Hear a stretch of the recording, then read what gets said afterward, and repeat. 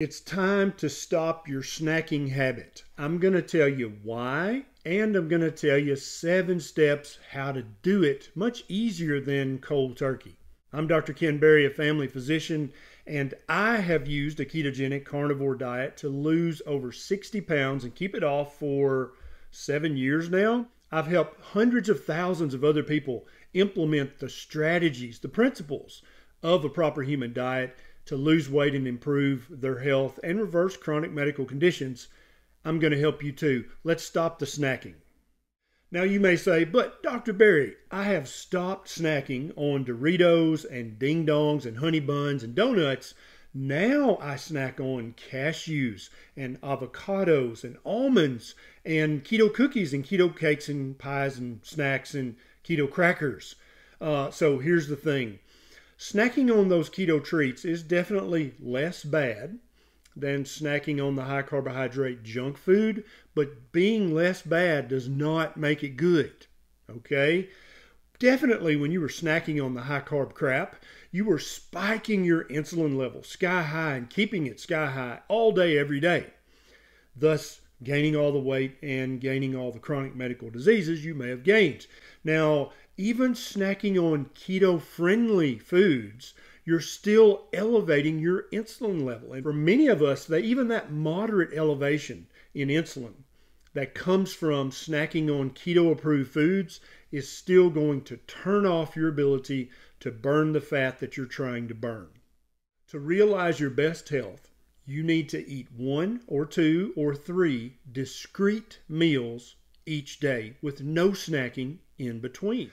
This can be 1 meal a day and with fasting the other 23 hours of the day. This can be 2 meals a day with fasting for 20 to 22 hours for the rest of the day. This can be 3 discrete meals during your day with a 6 or 8 hour feasting window. Thus, you're fasting for 16 to 18 hours. But no snacking in between. This is very important. This is a big part of the reason that people in America back in the 1940s and 50s and 60s, they ate high carbohydrate diets full of cake and cookie and pies, but they did not snack. They ate 3 discrete meals a day in an 8-hour feeding window, and they did not go into mom's kitchen otherwise, or you'd get whacked with the spatula. So in order to reap the maximum benefit and to glean the most health improvement that you possibly can, you've got to stop snacking in between meals.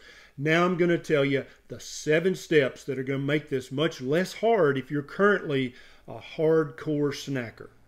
Step number 1 is by far the most important step, and that is that you are going to eat until you are comfortably stuffed during your 1, 2, or 3 meals each day. You are not going to keep your intake under a certain calorie count. You're not going to portion control the sizes of the portions that you eat. You are going to eat lots of fatty meat and eggs, plus or minus some veg, plus or minus a few berries and a few nuts, until you cannot take another bite.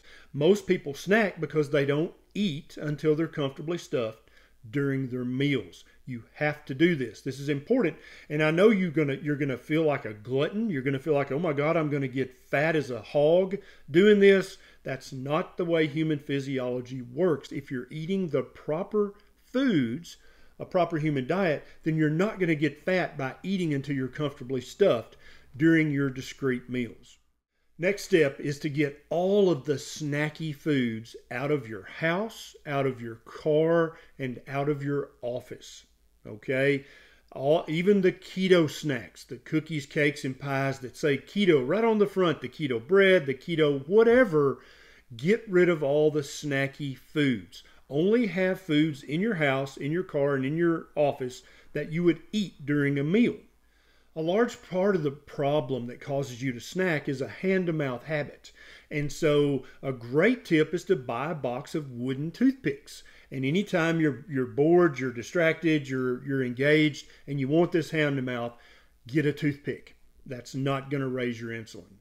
Another great way to satisfy this hand-to-mouth habit that you may have is to have something liquid to sip on. So water, sparkling water, black coffee, unsweetened tea, unsweetened green tea, all these things are fine to sip on, and they will occupy your hand and your mouth, but they won't raise your insulin to any meaningful degree.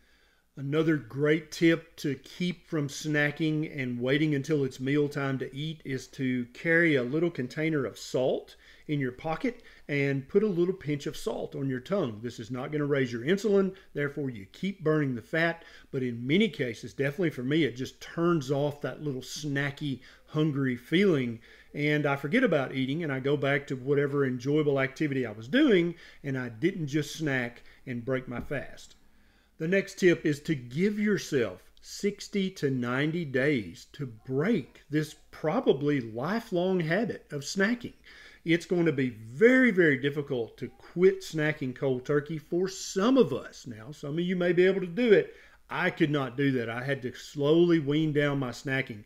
And so this brings me to the next tip, which is to keep some boiled eggs, some bacon, some sliced up strips of fatty steak, something like that, so that when the snack monster does attack and you have a moment of weakness and you say, you know what, I'm about to have a snack, that's going to happen, then you're going to eat lots of healthy protein, lots of healthy fat.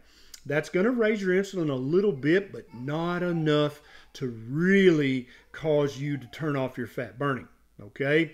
And so you're going to give yourself 60 to 90 days, and you're going to give yourself grace and forgiveness and love, because in that 60 to 90 days, you're going to mess up a time or two, and that's totally fine. But if you mess up with bacon and eggs or strips of steak, it's not that big of a deal.